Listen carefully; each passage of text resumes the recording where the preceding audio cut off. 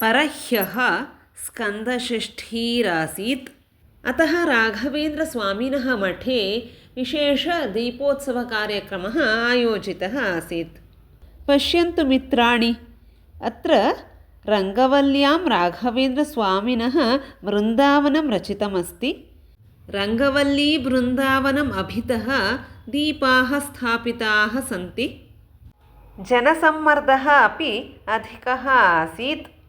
राघवेन्द्रस्वामिनः बृन्दावनस्य कृते पुष्पालङ्कारं कृतवन्तः आसन्।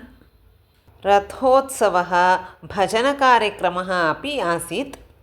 अन्ते अर्चकेन मङ्गलनीराजनं कृतं। वयं तावत्पर्यन्तं तत्रैव स्थित्वा तदनन्तरं प्रसादं स्वीकृत्य आगतवन्तः। मठस्य पुरतः अपि विविधाः रङ्गवल्लीः, दीपाः अपि स्थापिताः आसन्।